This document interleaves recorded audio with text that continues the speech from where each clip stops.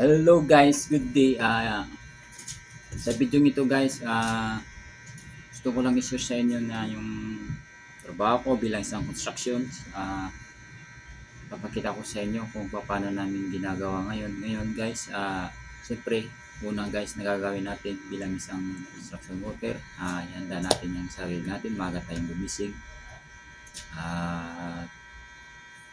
Maya ipapakita ko sa inyo kung mga challenge namin doon sa pagkakabit sa pag-i-install ng TNG na plank sa ceiling eaves.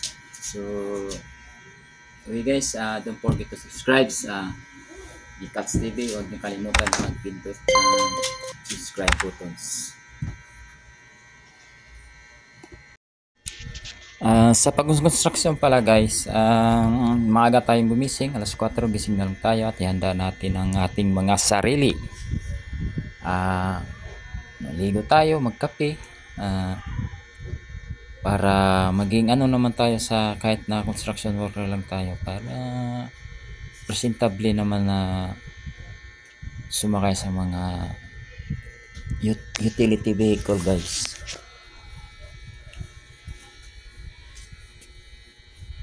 So ayan guys, habang hinanda natin ating mga sarili para pagpasok sa trabaho, kailangan tayong malinis. Kasi sa construction ay prone talaga guys ang mga construction boy. Prone sa mga sakit-sakit, lalo ng mga alikabok sa ating pinagtatrabaho. So kailangan natin lagi tayong malinis. Tapos ihanda natin ating mga kailangan guys. So kailangan magdala tayo ng mga tubig, pagkain, baot para tanghalian, para hindi na tayo babili-bili.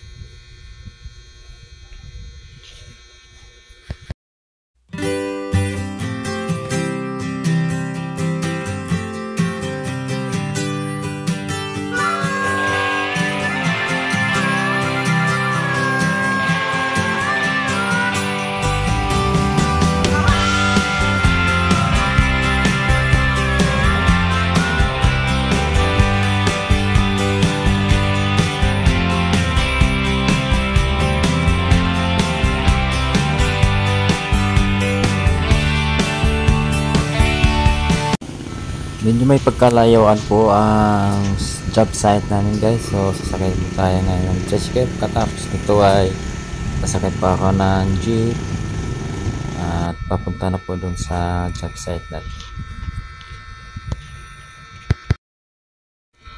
Ngayon guys, dito na tayo sa job site. So working time na, working hour.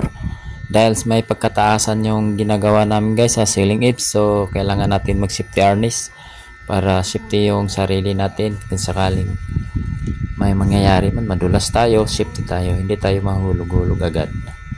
So paalala lang guys sa pag-construction, hindi lang basta-basta, hindi lang puro akyat ka na lang ng akyat. Kailangan din natin isipin ang ating kaligtasan para sa ating pag-uwi ay buo pa rin tayo. So kailangan natin ng safety harness guys, dahil nasa taas talaga kami guys, katulad yan guys. So napakataas guys, na mababa, nasa baba na. Tingnan natin yung sa baba, napakalalim na po guys. So ngayon guys, ayan, ito yung ceiling eaves guys. So at ito yung mga kasama ko guys sa isang napakalaking luwang na ceiling eaves guys, ceiling eaves. So dito guys, may kanya-kanya kaming, may cutter, tapos at ito yung namang rebel guys. Kailangan muna natin ikabit yung rebels bago natin ilatag yung mga wood planks natin sa strip planks para sa ceiling eaves. At ganito lang yung guys ang pagkakabit namin guys. Kailangan lang natin sukatin tama at lagyan natin ng glue. At pagkatapos dyan guys, ano lang natin, i-tacker lang natin, i-brad nail natin, nailer.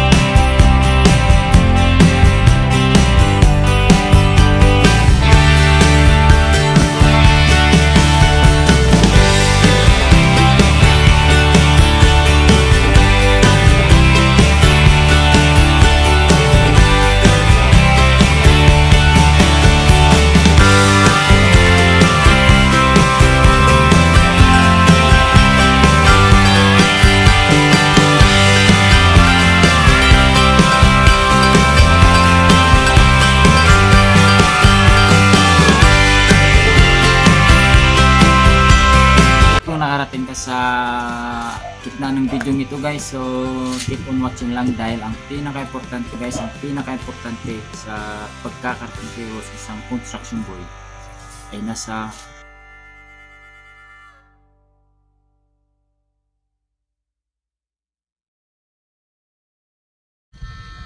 sa pagkakarpintero pala guys. Ito yung pinaka-importante, dapat marunong kang magkwenta at magaling ka sa math dahil kailangan natin itong pag-i-divide guys. Kailangan natin na pantay-pantay ito, paghahatiin natin para sa termination nya, para diretso pa rin. So ito na yung ano guys, ito na yung finished product nya guys, finished na maluwag. So ito na yung itsura nya guys. Yan, kailangan pantay-pantay yan guys. So kaya guys, huwag basta-basta ismulin ang mga construction workers dahil ang mga construction worker guys ay hindi lang puro pukpok, hindi lang puro buhat, kundi gumagamit din ng utak para paano papagandahin ang mga ginagawa namin. So thank you for watching, don't forget to subscribe guys, and bye bye.